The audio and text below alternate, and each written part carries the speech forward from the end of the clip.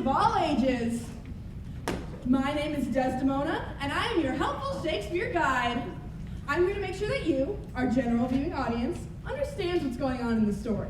I'm also here to make sure this whole thing stays around an hour. Trust me, this is a win-win. My goal is for you to enjoy the story, the language, and the characters. To help you know when you're hearing the original language, we've put up a picture of Shakespeare. And when we've changed it, or adapted is the fancy word, no Shakespeare. So throughout the show, if you're listening and you're like, man, that sounds kind of old-timey, is that the original language? Just glance on over at the Shakespeare illustrator, and you'll see a picture of old Bill's noggin. Did you guys get it? Should we try it out? Yeah. Okay, I'm gonna pull from a different Shakespeare show. So if I said, oh Romeo, wherefore art thou Romeo? Shakespeare. But if I said, you know, if you called a rose something else, it still smelled pretty good. No Shakespeare. Got it? Yeah. And I'd also like to shout out our Shakespeare illustrator operator, Celesta Bell LaBethabella. She will help us in our show tonight. On the other hand, she can't help you too much, because for centuries, audiences have depended on how the actors deliver the lines to understand what's going on in the story, and we hope to do some of the same. Anyways, enough with the pleasantries. You did not come here for me to tell you about Shakespeare for an hour. You came here to see Shakespeare in an hour. So let's do it. The play starts off with the Duke and his soon-to-be wife. Theseus, the Duke, is looking forward to getting married in 4 days. I'm looking forward to getting married in 4 days. And Hippolyta, his betrothed, is fine with it. Yeah, I'm fine with it. Theseus sends his party planner, Philostrate, out to get people excited for the wedding. And we're already meeting some new people. Here they come. We have a mom, Aegia, and her daughter, Hermia.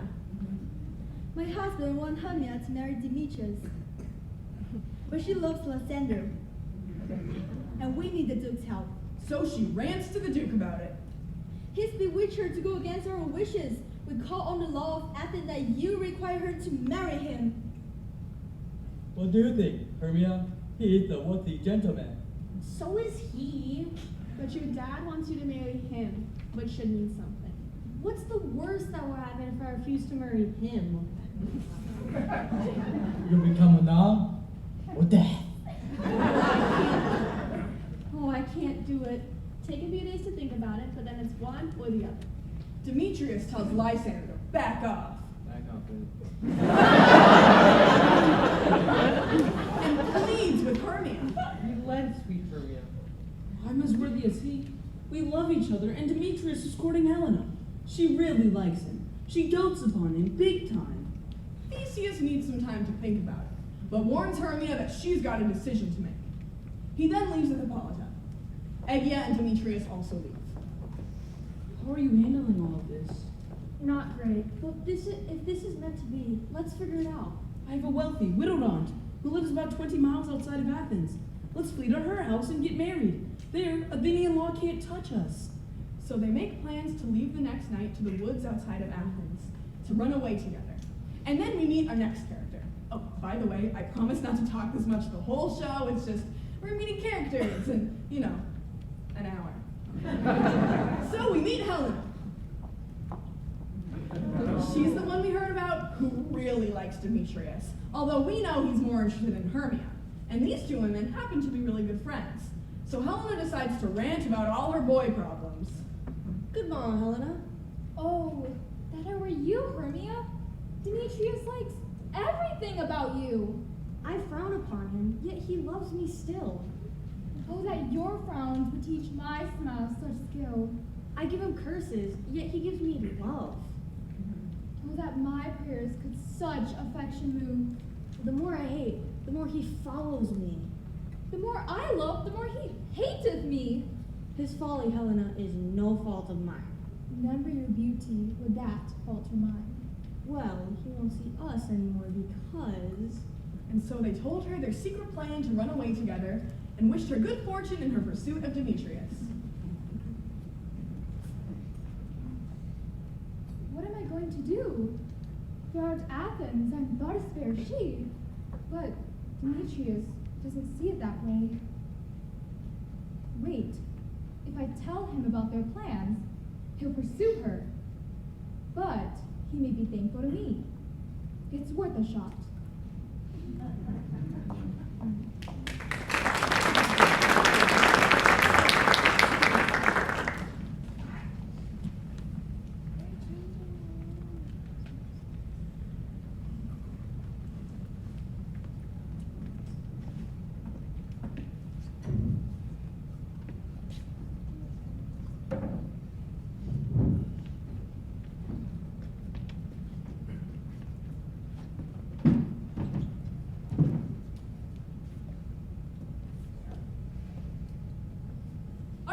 New scene.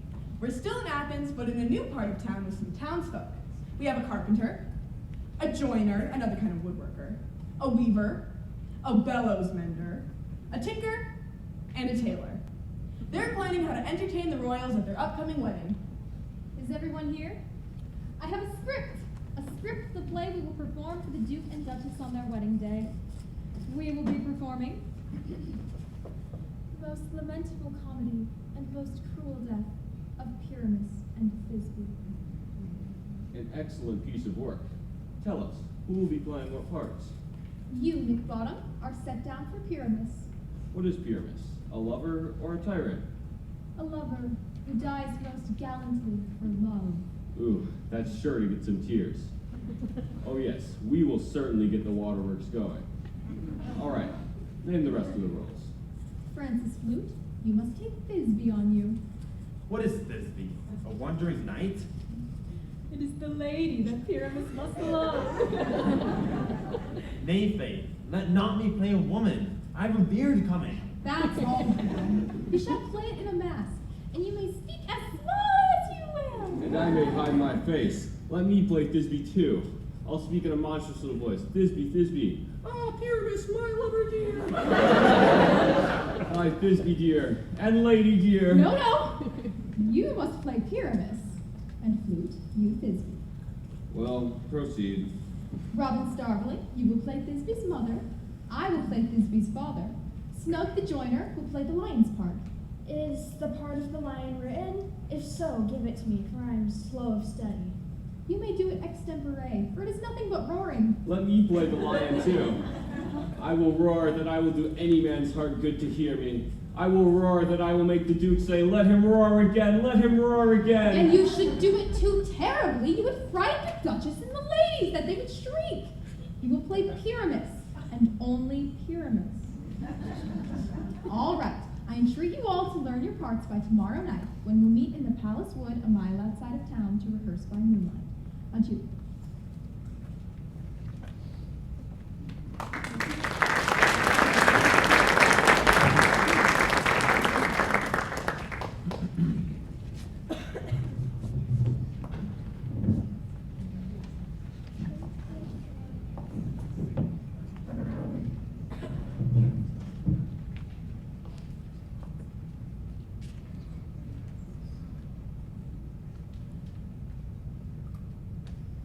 All right, we now transition over to the fairy world. That's right, a fairy world, which exists in the same world as our story. But as you might be able to guess, humans can't see these fairies unless they want them to. This is Puck. She's basically the Fairy King Oberon's fairy jester. She makes plenty of mischief for the mortal world. This is the Fairy King Oberon.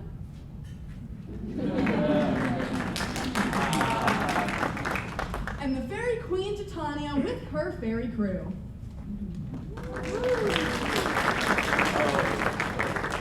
They discuss the ways and the whims of the mortal world. Mortals, huh? Mortals. They argue for a while about a human child. Oberon would like to keep the boy for himself, but Titania won't give him up. They decide to stay in the area for a bit longer for the wedding of the Duke and Duchess. Titania is still annoyed about the boy, so she leaves with her fairy crew. me to teach her a lesson. Huh, there was a time, you may remember it, when I saw Cupid loose an arrow that flew upon a certain flower. Fetch me that flower. The herb I shot once, the juice of it, on sleeping eyelids laid, will make a man or woman madly dote upon the next life creature that exists. Done. Having once this juice, I will watch Titania when she sleeps, and drop liquor of it in her eyes.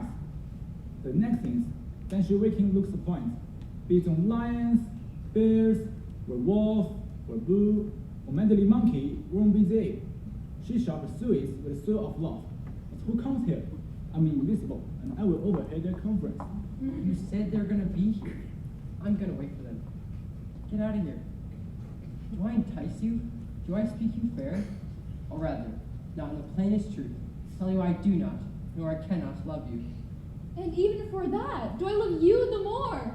I am sick when I do look on thee. And I'm sick when I look not on you. It goes on like this. She fawns, he deflects. She references Greek stories, he doesn't care. He leaves, then she leaves. Having witnessed this interaction, Oberon has an idea to fix all their problems. Did you find it? Yep. Give it here. I will find Titania to streak her eyes, but take those on of it, and seek through this groove. A sweet Athenian lady is in love with a disdainful youth, anoint his eyes, but still it when next thing he spies. Maybe the lady, thou shalt know the man the Athenian garment he has on. Effect it with care, then he may prove more fond on her and shall point her love. And look thou meet me ere the first cock crew. Fear not, my lord, your servant shall do so.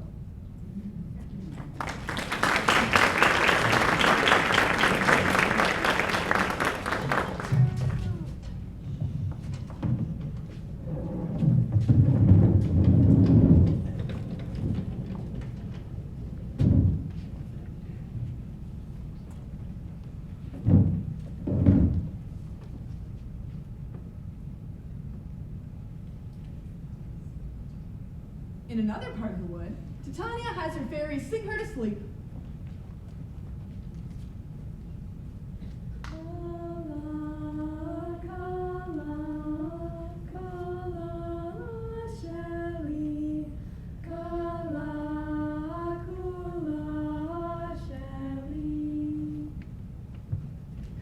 Which we need to advance the plot.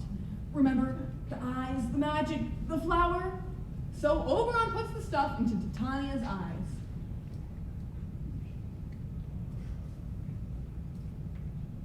While she's sleeping over here, the planned meeting of the youthful couple commences. We're both getting tired. Let's rest here until morning. Sounds good.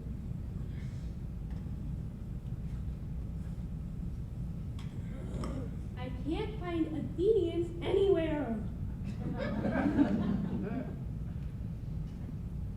Wait a minute. What do we have here?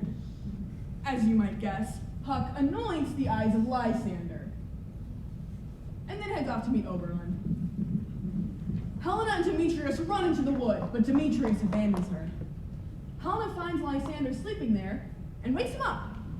Alas, he's under the spell of the flower and falls completely in love with her.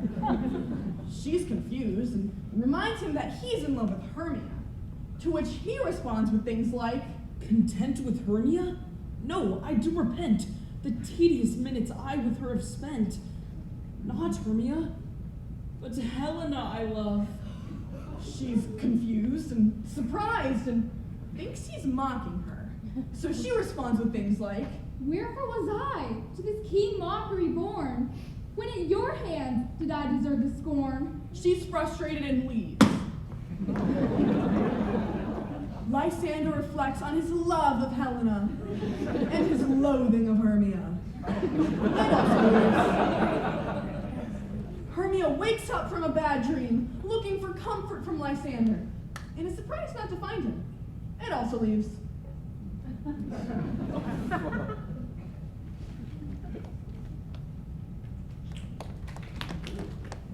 Later that night, we find the happy company of townsfolk actors preparing.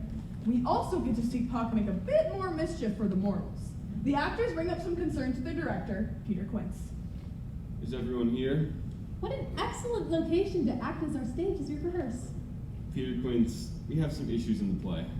And what are those? The first is the killing that Pyramus does with his sword, which gentle ladies cannot abide. I believe we must leave the killing out when all is done. Not a whit. I have a device to make all well. Write me a prologue, and let the prologue seem to say, we will do no harm with our swords, and Pyramus is not killed indeed. And, for the more better assurance, tell them I, Pyramus, am not Pyramus, but Bottom the Weaver. This will put them out of fear. I suppose that should work. Will not the ladies be afeard of the lion? Oh, I fear it, I promise you. Masters, you ought to consider with yourselves, to bring in, God shield us, a lion among ladies is a most dreadful thing, for there is not a more fearful wildfowl than your lion living, and we ought to look to it. Therefore, another prologue must tell he is not a lion. Nay, you must name his name, and half his face must be seen through his neck, and he himself must speak through, saying thus, or to the same effect, ladies or fair ladies, I would wish you, I would request you, I would entreat you, not to fear, not to tremble, my life for yours. If you think I come hither as a lion, it were pity of my life. No, I am no such thing. I am a man as other men are. And there indeed let him name his name, and tell them plainly, he is Snug the Joiner. Well, it shall be so. But there is two hard things. That is, to bring moonlight into a chamber. For you know Pyramus and Thisbe meet by moonlight. Doth the moon shine the night you play our play? A calendar, a calendar. Look in the almanac, find out moonshine, find out moonshine.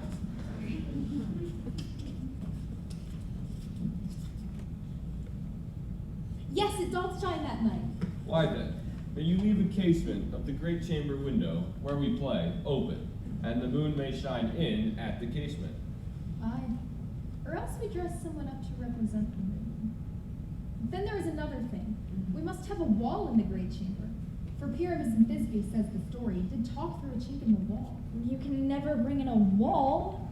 What say you, Some man or other must present wall, and let him have some plaster or some loam or some rough cast about him to signify wall. Let him hold his fingers thus, and through this cranny shall Pyramus and Thisbe whisper. If that may be, then all is well. Come, sit down, every mother's son, and rehearse your parts. Pyramus, you begin. When you have spoken your speech, enter into that break, and so everyone according to his cue. What hempen homespuns have we swaggering here, so near the cradle of the fairy queen? Now go thy way. Faintness constraineth me. What a playtor! I'll be an auditor, an actor too, perhaps, if I see it comes. Speak, Pyramus. Thisbe, stand forth. Thisbe, the flowers of odious savors sweet. Odors. Odors, savors sweet, so hath thy breath, my dearest Thisbe dear. But hark, a voice, stay but here a while, and by I will to thee return. A stranger Pyramus than earplay here. Must I speak now? Aye, very must you, for you must understand he goes but to see a noise he heard, and is to come again. Most radiant Pyramus, most lily white of hue, of color like the red rose on triumphant briar, most briskly juvenile, and eke most lovely Jew, as truest horse that yet would never tire, I meet thee, Pyramus, at Ninny's tomb. Ninus's tomb, man. Why, you must not speak that yet. That you answer to Pyramus. You speak your part at once, cues and all. Pyramus, enter. Your cue is past. It is never tire. Oh, as truest horse that yet would never tire.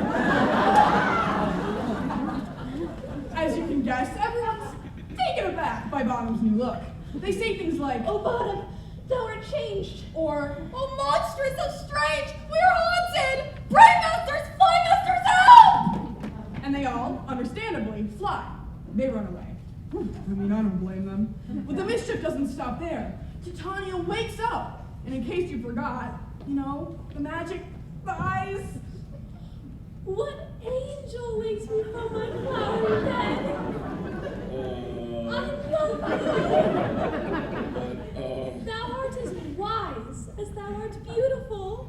Does not so. I must depart. Don't go, my fairies will attend to thee. And they do.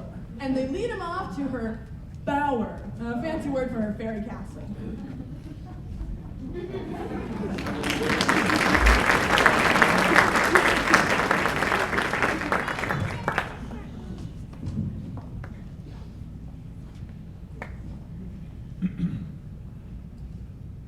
All right, now we're in another part of the wood. You can tell because we moved that tree over there.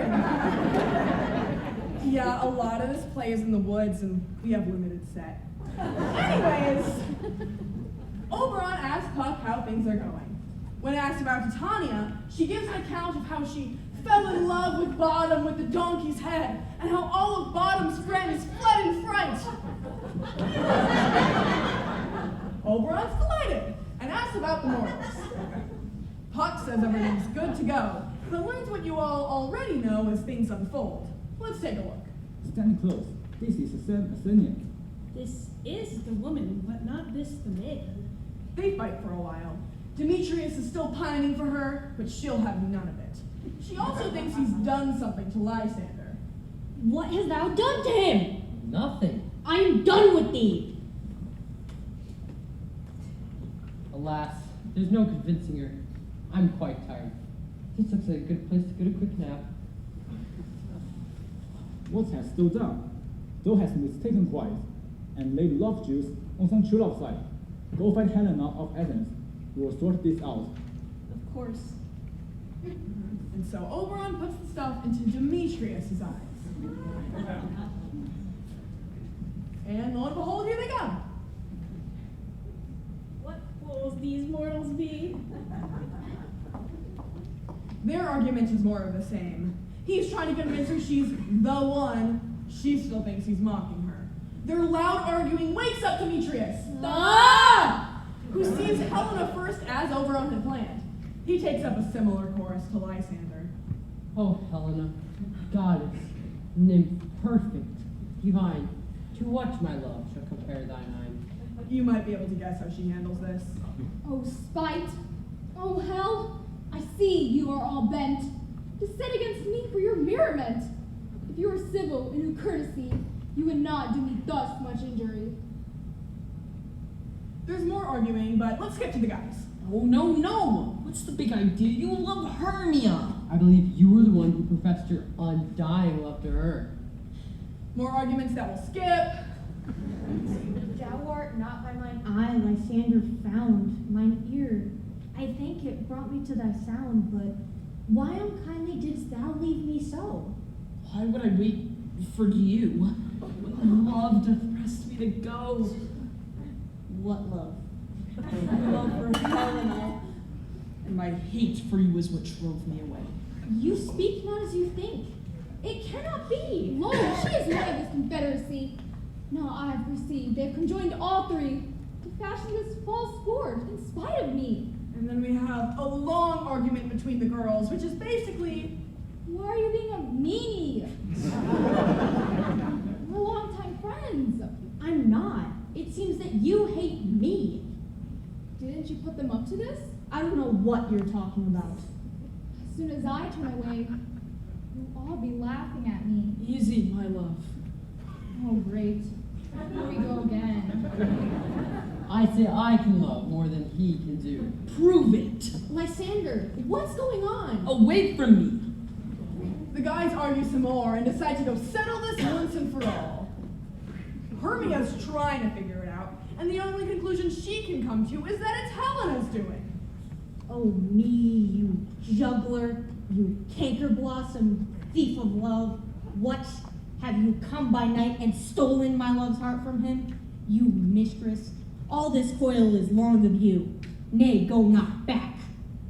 I will not trust you. I no longer stay in your cursed company. Your hands than mine, or quicker for a fray. My legs are long ago to run away. I am amazed and know not what to say. Oberon confronts Puck. This is thine agent. Still don't mistake it, or else commits thy neighbors willfully. Believe me, King of Shadows, I mistook. Did you not tell me I should know the man by the Athenian garment he had on? All right, let's essence rise. Lead them back here.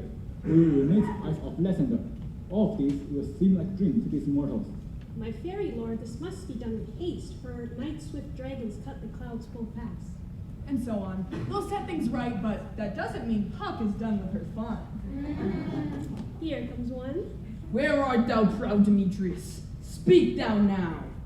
Here, villain, drawn and ready. Where art thou? I will be with thee straight. Follow me then, to plainer ground. Lysander, speak again. Thou runaway, thou coward, art thou fled? Speak, in some bush? Where dost thou hide thy head? Thou coward, art thou bragging to the stars, telling the bushes that thou lookest for wars, and wilt not come? Come, recreant, come, thou child. I'll whip thee with the rod. He is defiled that draws a sword on me. Yea, art thou there? Follow my voice. We'll try no manhood here.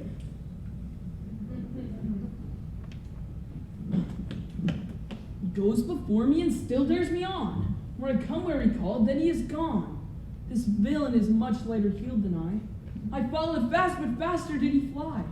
That fallen am I in dark uneven way. And here will rest me. Come, thou gentle day. For if thou show me thy grey light, I'll find Demetrius and revenge this spite.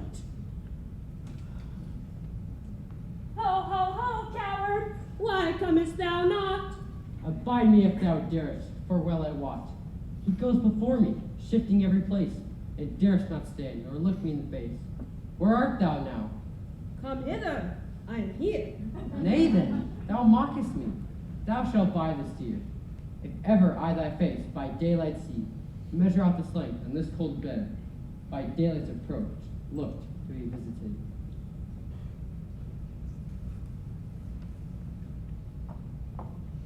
O weary night, O long and tedious night, abate thy hour. Shine comforts from the east, that I may back to Athens by daylight. From these that my poor company detest, and sleep that sometimes shuts up sorrow's eye, steal me a while from mine own company. It's really convenient that they all decided to sleep right here and didn't see each other, right? Yet but three. Come one more. Two of both kinds make up four. Here she comes, cursed and sad. Cupid is a knavish lad, thus to make poor females mad. Never so weary, never so in woe.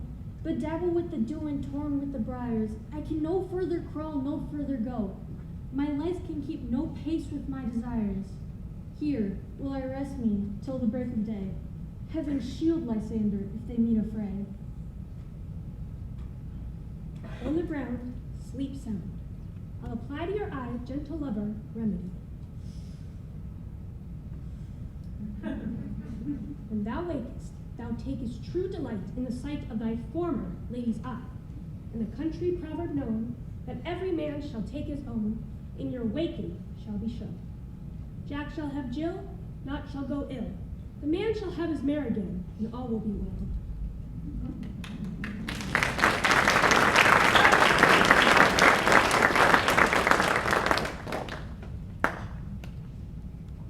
Act 4, Scene 1 opens in the same wood, you know, the forest. And the fairies are still waiting on Bottom, hand, and foot. And Titania is spoiling him tremendously. He then gets tired and goes to sleep. So does she.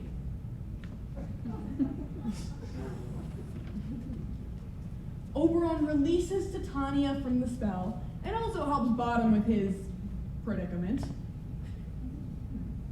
She's understandably confused when she wakes up, and she and Oberon decide to go bring merriment to the Duke and Duchess's wedding.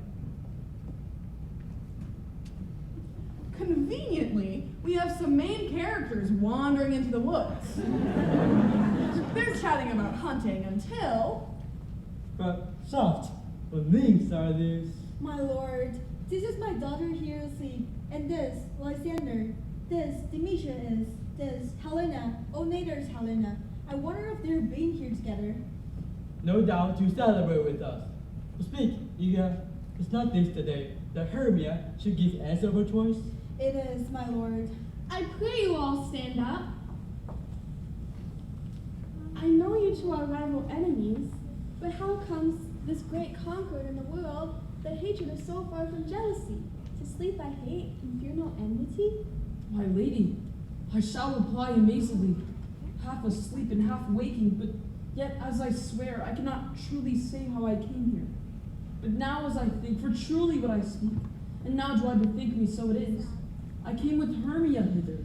Our intent was to be gone from Athens, where we might, without the peril of the Athenian law.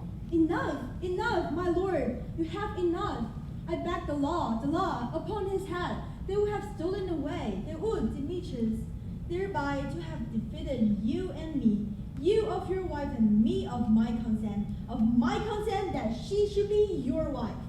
My lady, fair Helen told me of their stealth, of this their purpose hither to this wood, and I in fury followed them. Fair Helen in fancy following me. But, my good lady, I wot not by what power, but by some power it is, my love to Hermia, melted as the snow, seems to me now, as the remembrance of an idol god, which in my childhood I did dote upon. In all the faith, the virtue of my heart, and the object and pleasure to mine eye is only Helena. Fair lovers, you are fortunately met. Of this discourse we'll more hear now. Yeah, I will overbear your will. For in the temple by and by with us, these couples shall eternally be knit. For the morning now is something warm. Our perverse planting shall be set aside. Away with us to Athens, 3 and 3. We will hold a feast in great solemnity. Come, Hippolyta. These things seem small and undistinguishable. Methinks I see things with parted eye when everything seems double. Methinks, and I find Demetrius like a jewel, mine own and not mine own. Are you sure then that we are awake? Seems to me we sleep, we dream. Do you not think the Duke was here and bid us to follow him? Yea, and my mother, and Hippolyta. And he did bid us to follow to the temple. Why then are we awake? Let's follow him. And by the way, let us recount our dreams. Right. Bottom's still here. When my cue comes, call me and I will answer right next to this most fair Pyramus. Hey ho! Peter Quince, Flute the bellows mender, Starveling the tinker, Snout, God's my life, stolen hence and left me asleep. I have had a most rare vision. I have had a dream. Hast the witted man to say what dream it was? I will get Peter Quince to write a ballad of this dream. It shall be called Bottom's Dream, because it hath no bottom. And I will sing it in the latter end of the play, before the Duke.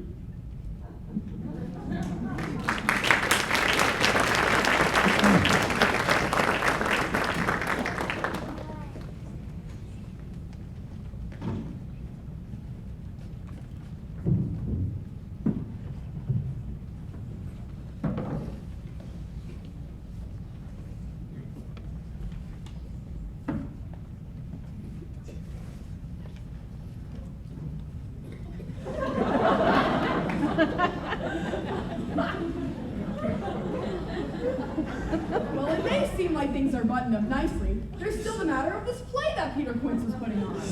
And the crew isn't sure what to do without Bottom. If he come not, then the play is marred. It goes not forward, doth it? It is not possible. There's not a man in all Athens able to discharge Pyramus but he. Where are these lads? Where are these hearts? I have much to tell you, but we have no time. Get your apparel together. Meet presently at the palace, and every man look for his part. For the short and the long is, our play is preferred. And most dear actors, eat no onions nor garlic, for we are about to utter sweet breath. And I do not doubt but to hear them say, it is a sweet comedy. Now, no more words. Away, go, away.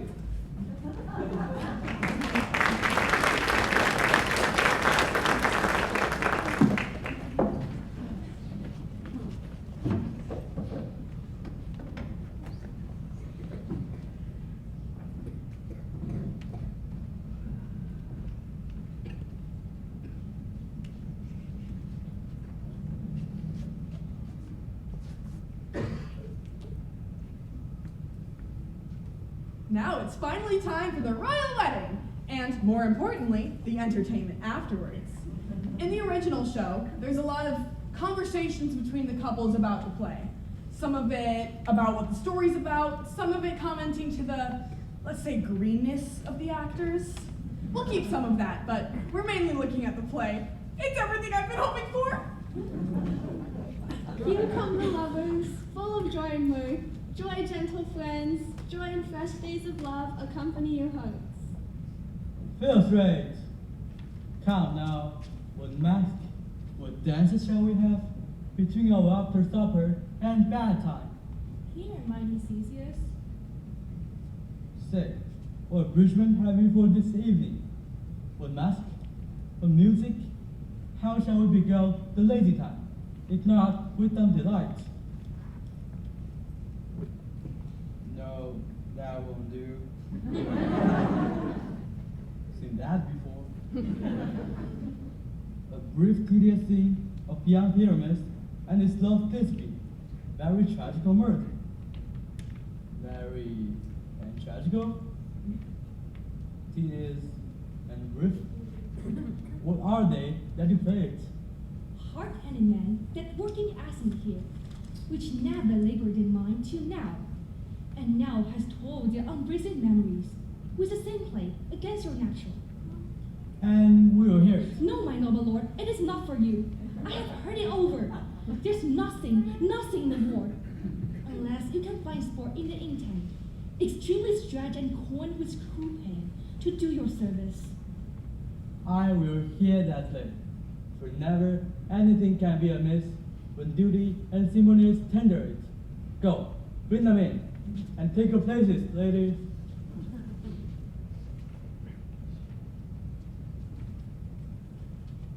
So, please your grace, the prologue is addressed. Let him approach.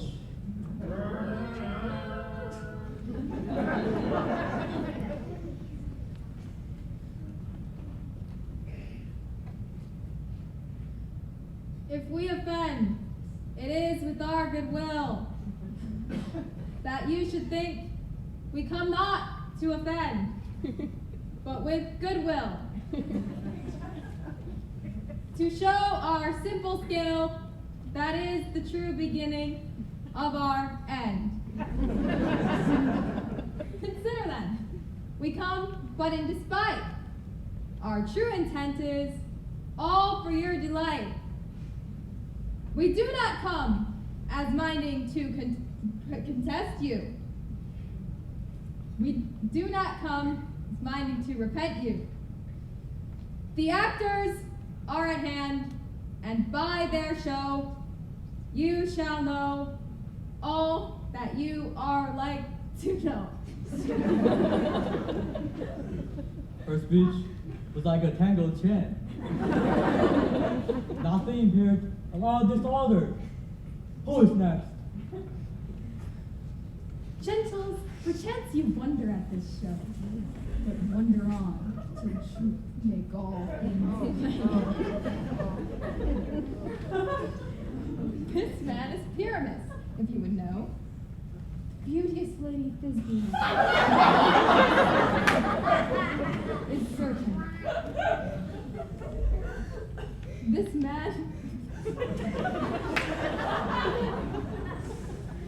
man with lime rough cast doth present wall.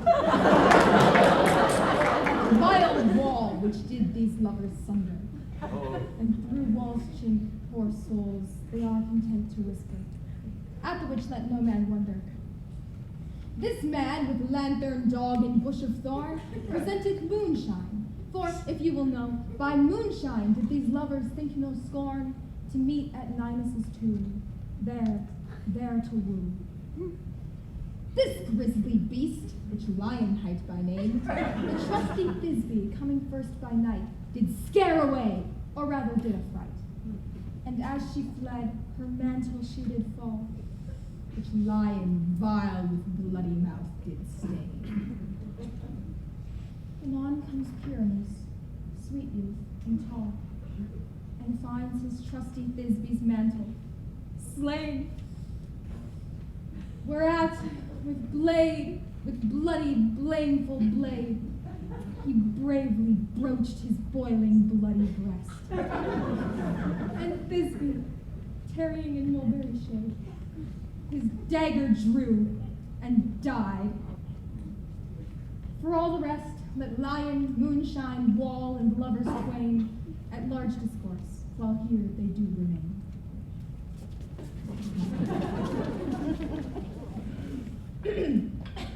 In this same interlude it doth befall that I, one Snout by name, present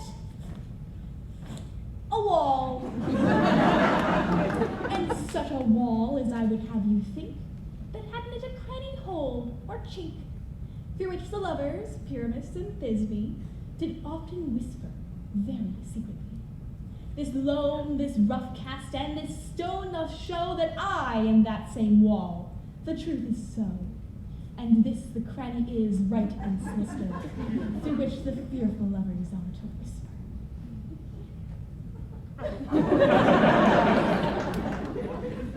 Oh, grim looking night, oh night with hues so black, oh night that ever art when day is not, oh night, alack, alack, alack. I fear my Thisbe's promise is forgot.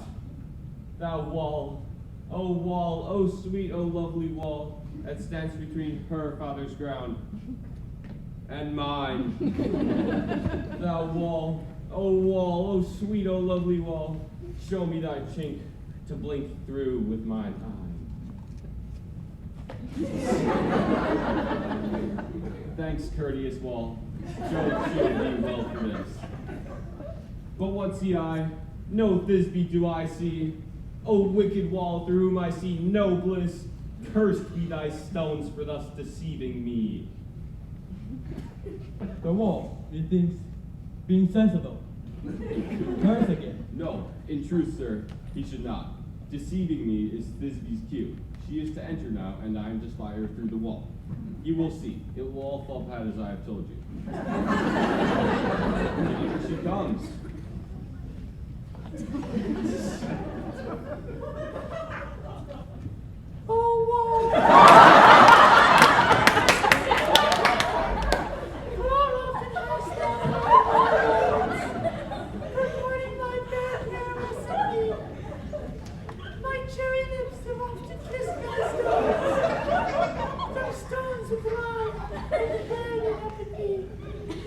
I see a voice. Now will I to the chink to spy, and I can hear my Thisbe's face. Thisbe, My love, I think what thou will. I am thy lover's grace, and like Lymander, I am trusty still. And I like her, to the fates we hill. Oh, kiss me through the hole of this vile wall. I kiss the walls hole, not your lips at all. Wilt thou at Nini's tomb meet me straight away? Tide life, tide death, I come without delay. Thus have I, wall, my part discharged so, and being done, thus wall away doth go.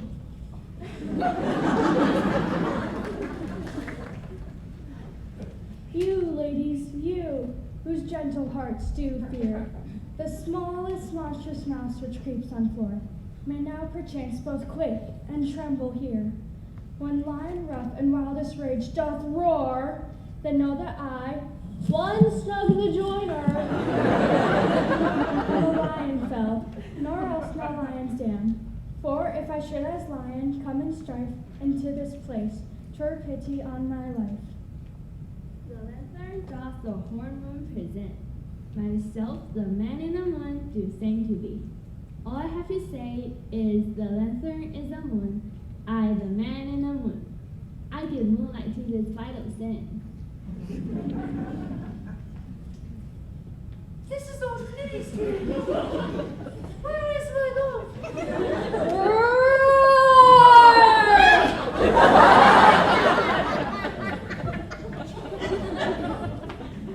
Sweet moon, I thank thee for thy sunny beams. I thank thee, moon, for shining now so bright.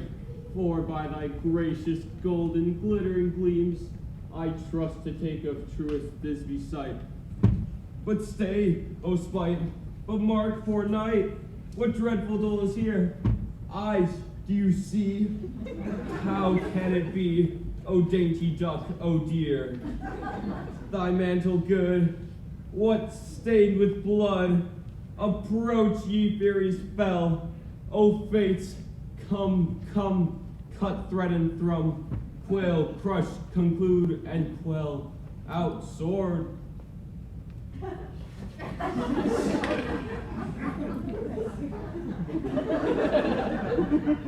Out, sword, and wound the pap of Pyramus, I that left pap, where heart doth hop. Prepare for some trickery. Thus die I, thus,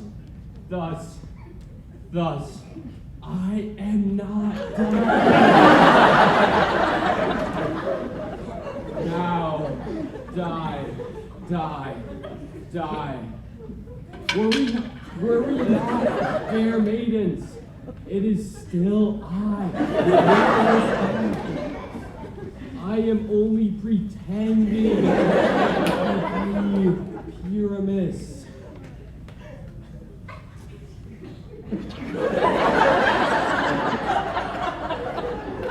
Now, die.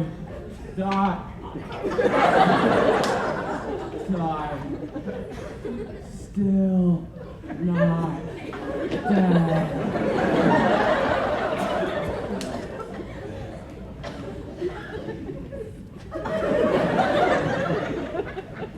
Asleep, my love. I'm dead, my dove. Oh, sisters three, come to me. Come, trusty sword. Worry not. I also play the part. Thus I die. Thus this ends. Adieu.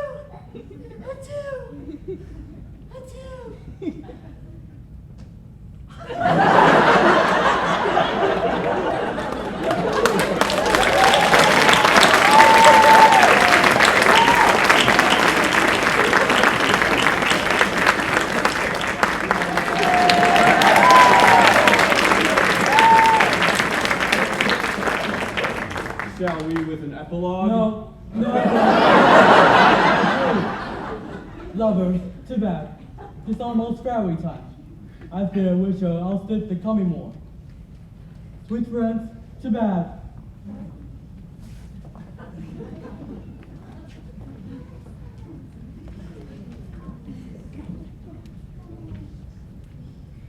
The play ends with characters from the fairy world.